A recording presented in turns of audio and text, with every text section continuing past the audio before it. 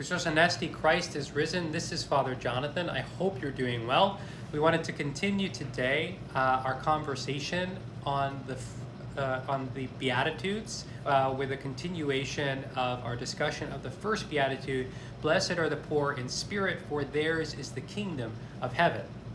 And yesterday we continued our reflection on this Beatitude. And in doing so, I noted that while poverty of spirit means dependence on God, special attention was given to the difference between an unhealthy and a healthy expression of this dependence. We are called to be active as co-workers with God and not to expect Him to do the difficult work for us. Passivity will be an important feature in today's reflection.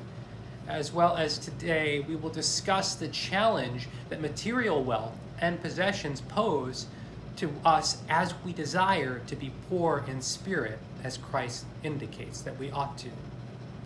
Now, as I noted on the first day when we discussed the Beatitude, poverty of spirit is not primarily about lack of economic or material possessions. However, the way we use or misuse what we have been given in this life are a clear indication on whether or not we have genuine poverty of spirit. As I have said before, all is gift, whether spiritual, like the fruit of the Spirit that we discussed in our last series, or material, like our economic or financial or material possessions. As beings endowed with freedom from our Creator, we have the capacity to use these gifts freely. This leaves us vulnerable, however. Christ even warns us about this when he says it is easier for a camel to pass through the eye of a needle than for a rich man to enter into the kingdom of heaven. He doesn't say it's impossible, but he does indicate that it's not easy. Why is that? Why do wealth and possessions make it challenging for us to have poverty of spirit? If all is gift, then all of our material goods, our money, our possessions have been given to us by God. How can that be a problem?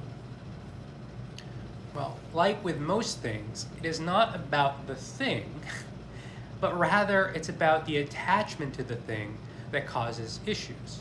Gold, for instance, St. Maximus the Confessor notes, talking about money, is not sinful, but attachment to it is. How we use it is the problem. It can become an idol. It can become a substitute for Him who is ultimately significant, namely God. Instead of being an object that can orient us towards God by their good use and our gratitude to God for them, these things can become stumbling blocks on our way to communion with God and neighbor. In a way, we can become possessed by the things rather than possessing them. Poverty of spirit is also not to be owned by our possessions. A healthy inverse of this suggests that we can be both rich in material possessions, but poor in spirit. It is difficult, but it is possible. We must prevent, though, these possessions that we have from becoming possessors of our hearts. Well, how do we do this? How do we practice poverty of spirit?